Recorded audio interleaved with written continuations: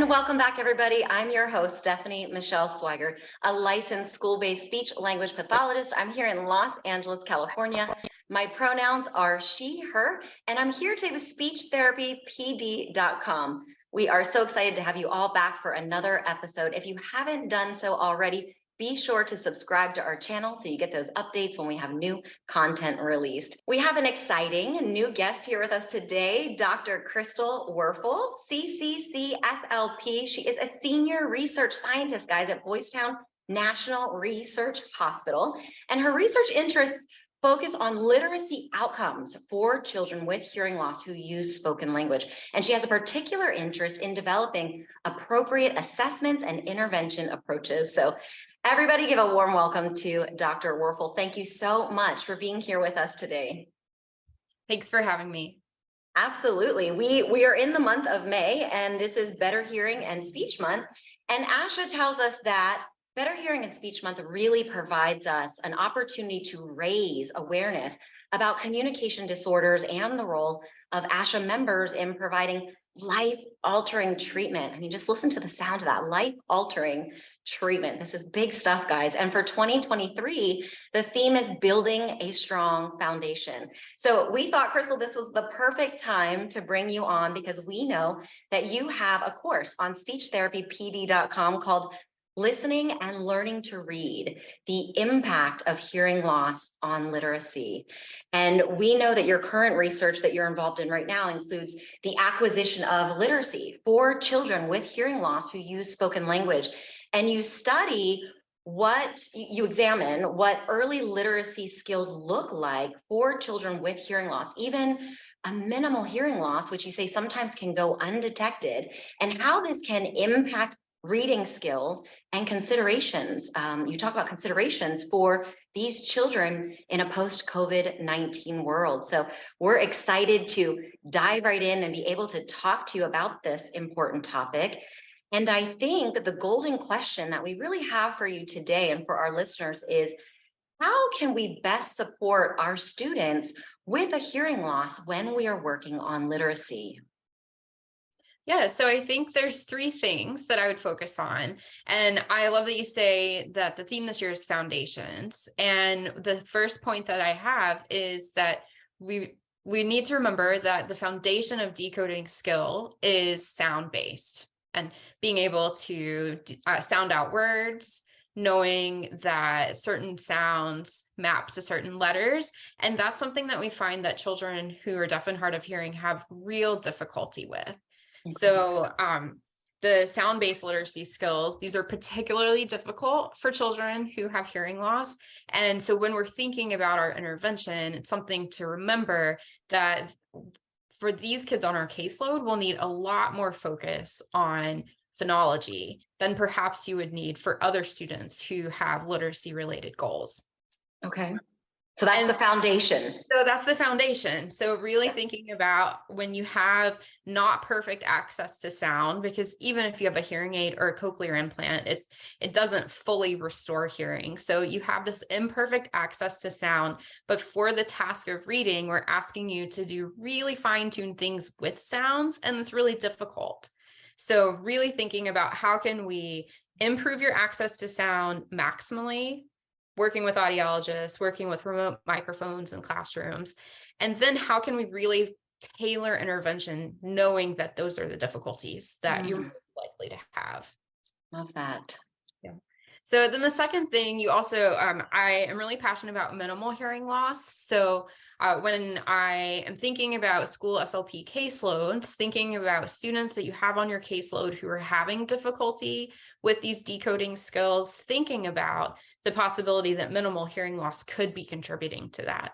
So children with minimal hearing loss often pass traditional hearing screenings, but they still have these really fine-tuned difficulties with sound, and that can impact reading.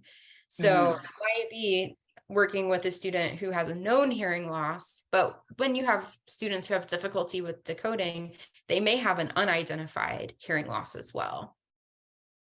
And then the third tip that I have is anytime we're working with children with hearing loss, whether it's with reading or with other skills, we know that we need to have a lot more repetition of teaching for those students to achieve the same skill level as children who don't have hearing loss. So just thinking about if a child's not making progress at the speed that you think they should, really start repeating lessons and making sure that there's a strong foundation that they can build all the later literacy skills on.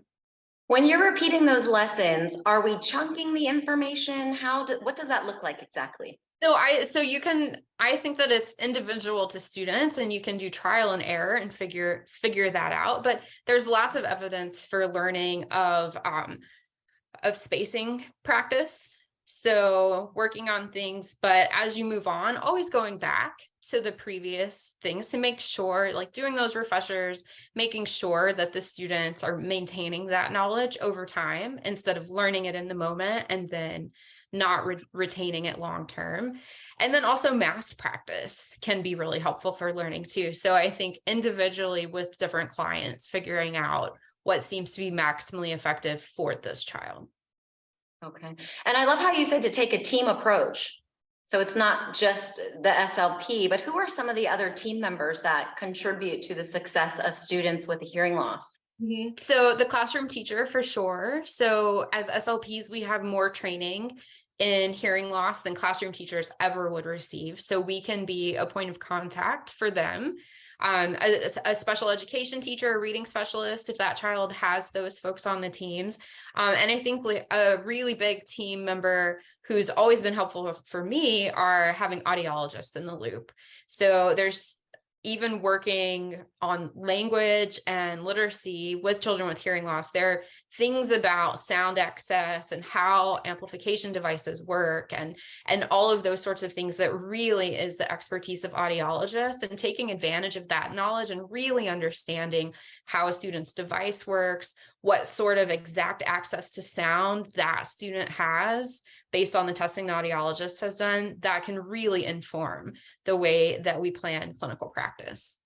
Wonderful. Awesome. Now, for anybody that's listening that might be school-based and thinking, well, there's not an audiologist per se that works at the school, what would you suggest as far as being able to collaborate with an audiologist? How do they find out more information? So my solution in all of those things is just to call people and see. So audiology, research audiology folks, I find are often very interested in helping in clinical practice and have sometimes more bandwidth than people in clinical practice to be sort of that sounding board. So reaching out to the state speech and hearing associations, you may be able to make some connections that way. And so really just like finding someone who can be your person.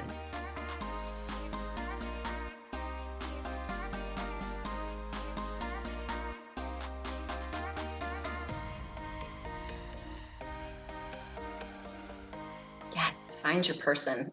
And you're our person right now on this topic. So if people want to find you, where do they go? Do you have resources available? Where can they find out more about you or learn from your work that you're doing?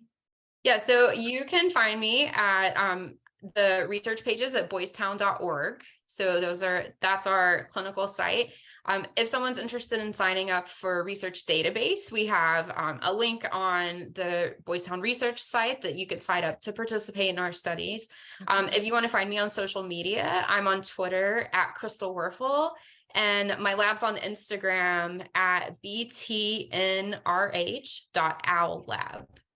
All right, perfect. For anybody who's listening, we have all of those links below this episode. So feel free to just scroll down and you can find the links for being able to reach out to Krystal. Krystal, thank you so much. This is such helpful information. And I really hope that our listeners are seeing all these golden nuggets that they can literally take away and implement into their practice immediately.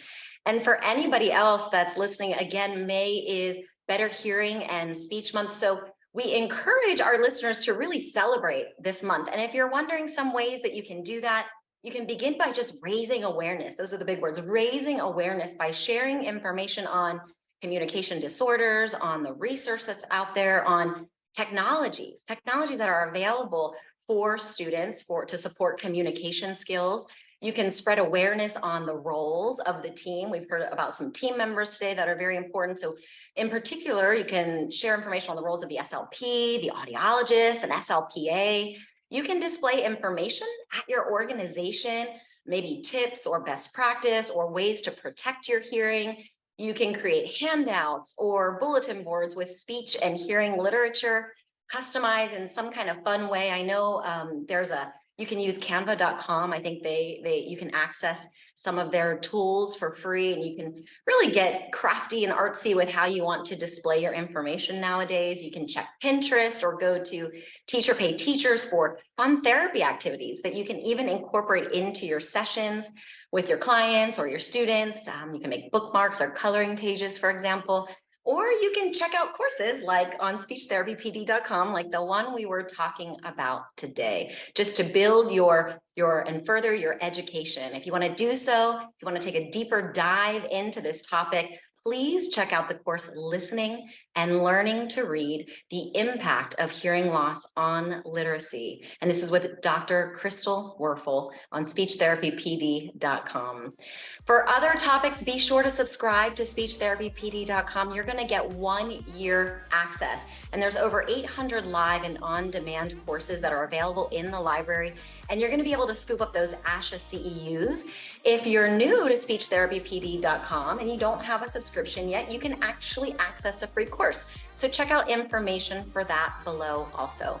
We want to hear from you. We definitely want to know what our listeners want, what they're needing to be able to advance in their skills. And we are bringing in industry-leading experts to give you the answers you need. So please feel free to comment below, ask a question, give us a thumbs up if you liked this episode, and be sure to subscribe to this channel. We will be back here next week answering more of those golden questions that SLPs and SLPAs are asking. We have the answer for you.